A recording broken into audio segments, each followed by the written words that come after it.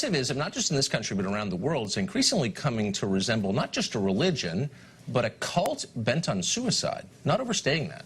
In Europe, billionaire George Soros recently said that European countries ought to cope with migrant crises, the ones that he helped encourage, by keeping their borders open to new arrivals and then taking on tens of billions of dollars in new debt, as if they don't have enough, to fund aid to developing countries.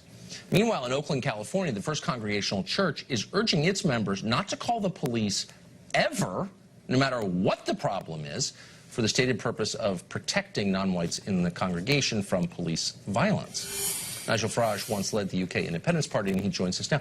Nigel, thanks for coming on. I wanted to ask you about this because you have an international perspective, and I don't think these trends are just American. I mean, I think these impulses are sort of shared by a lot of the people in charge of the world, the West. Yeah.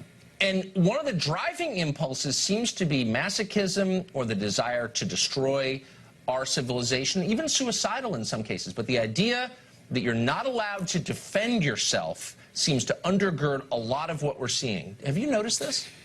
Yes, not just yourself, but in fact the whole shape of society. I mean, George Soros' Open Society Foundation, which he, of course, has poured billions of dollars into. I mean, this is the biggest political campaigning organization in the world.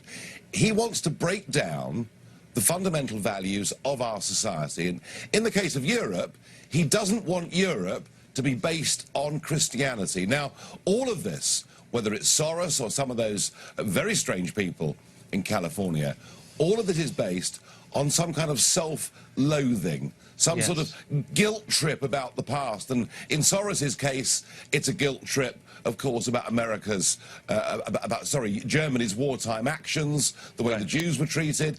In America, in many cases, it's how the native Indians were treated. It's all based on guilt, but it's not based on reality. I have to say, in the case of Soros, the bosses in Brussels will be furious with his timing. Right now, we have Italy in revolt because the new government, or the attempted new government, wants to get rid of 500,000 illegal migrants, and Soros appears to be going ever so slightly mad.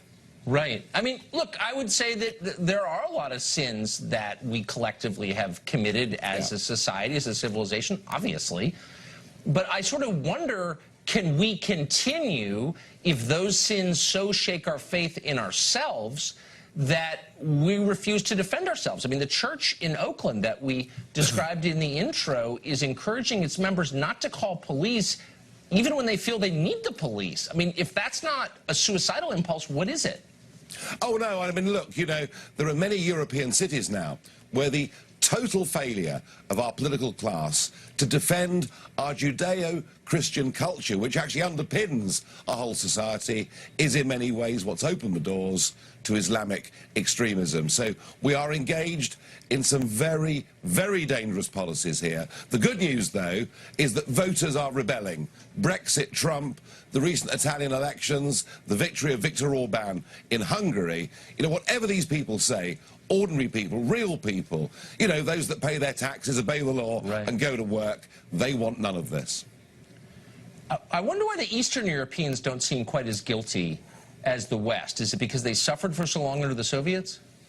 Oh, look, they suffered in many cases under Nazism and, of course, under the Soviets. It's not until 1990, Tucker, that these countries were actually free Western democracies. And they do. I think it's important to realise that the church plays a much bigger role in society in Poland and Hungary than it does in France and Germany. That's really smart. Nigel Farage, thank you.